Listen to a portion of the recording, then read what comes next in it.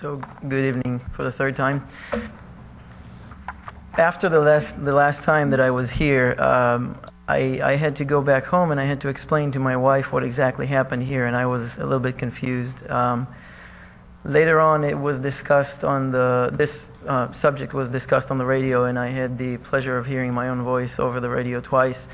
After that, I made the front page of the local news review, and now the TV is here, the newspaper is here.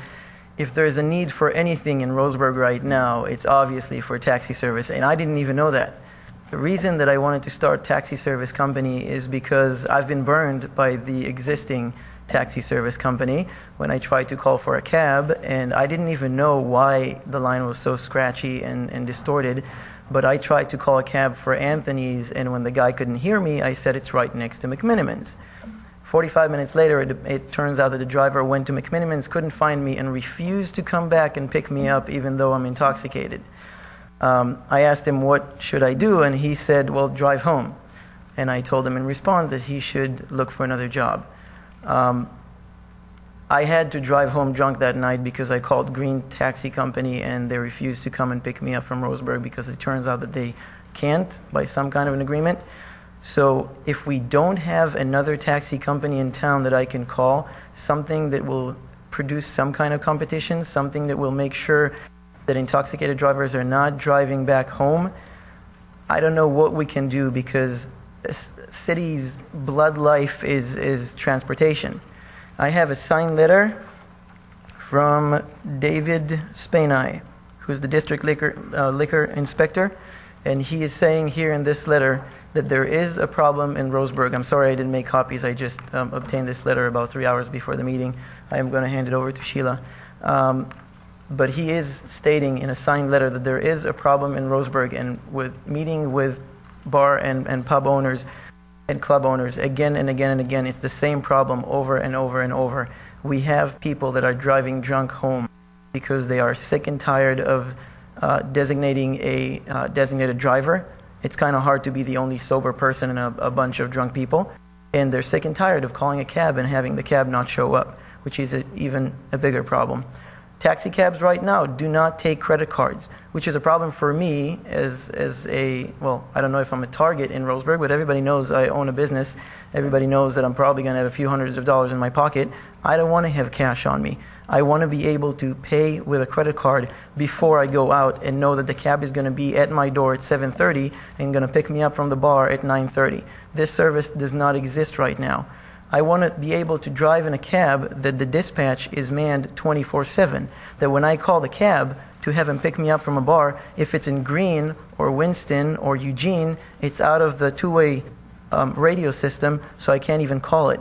The system that I offer right now is so sophisticated that it will be able to tell me, the owner of the business, with a text message and email, and the dispatch, if any of my drivers went past the speed limit that I determine.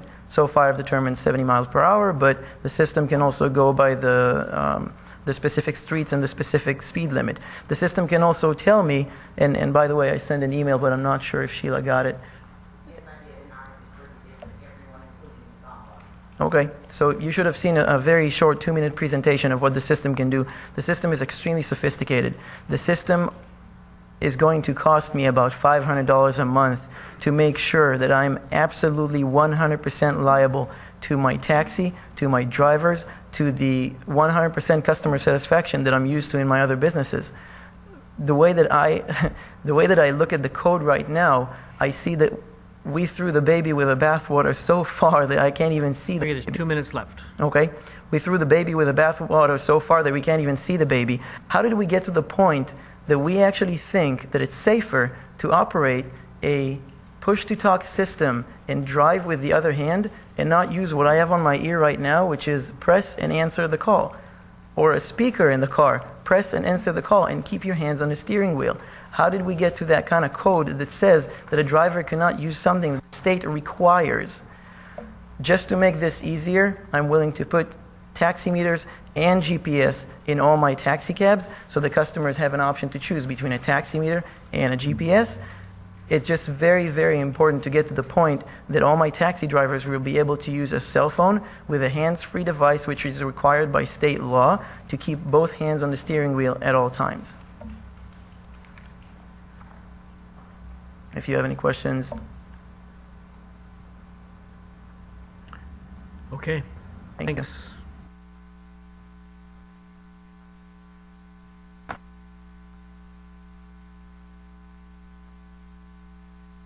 Taj Gumbart, 1276 Cleveland Rapids. There's a couple points I'd like to point out is Name and address for the record, please. Gumbart, 1276 Cleveland Rapids Road.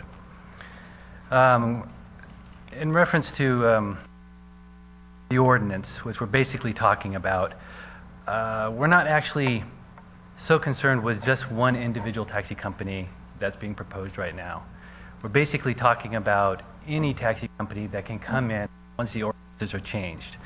Now, it sounds like the system he has in place can work, and there are flaws with it, and those can be pointed out, but I did send out an email, I think that you all received. I did go over a lot of that. I don't want to extend the time any longer and continue with that, but there are some points I do want to broach with that. A couple things in response to what he was talking about is there is a witching hour when people do call a taxi when they are intoxicated. It is not an all-day thing in Roseburg that people are consistently drunk and need taxis. It's usually between an hour in the evening when they close the bars. Now, if you have to drive home and you're drunk and you break the law, well, that's your responsibility. Yes, if you don't get a taxi, call one ahead of time and make plans or get a designated driver.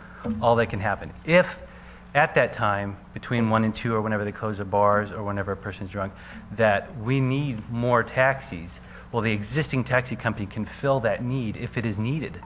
It can come out, and if there are a necessity to have additional taxis, well, Sunshine Taxi can do that. And there's also a limousine service that does do that too. They park at an establishment and they do take drunk people there. And in the 20 years that the taxi company, Sunshine Taxi, has been in business, there hasn't been a overwhelming complaint about the drunk driving, the people who are drinking that need a taxi. Haven't had a lot of that, and once again, we could fill that need easily if it was needed. Another thing about the GPS, but it sounds like meters can be added in inexpensively, but I've found that GPSs are not an accurate way to calculate a fare by going, or internet mapping, by going around the city myself and checking mileages and going in and checking on a map on the internet or my GPS. The odometer says one thing. There are different rates. And yes, telling a person before they get into a taxi is a good way to say, look, it's going to be $5, you want to pay $5, right. That's on a call. There are people who take the taxi that don't necessarily, the taxi's there and they hail a taxi or call, or that they get the taxi in different ways than through a phone call. And the rate then, I guess, is quoted from his from the taxi service that's in question, or that's trying to start business, is they would call and make a rate and then give the person a rate, or the driver would make the rate. I'm not clear on that, how you would do it once you hail the taxi and ask where you're going on a fixed rate system like that. Whereas a meter, you jump in, you put it down. Big letters can be read from the entire front seat, from the back seat on a meter. The cell phones in general are not a safe item, and statistics have proven that. And Oregon is still looking at this hands-free, whether or not it's going to be hands-free or whether they're going to ban cell phones altogether, because it is not proven, and statistics so far have shown that hands-free is not really lowering the numbers of accidents, and cell phones may in fact be banned altogether, only allowed through service, emergency service vehicles. And thereby changing the ordinance, we're a little bit ahead of that.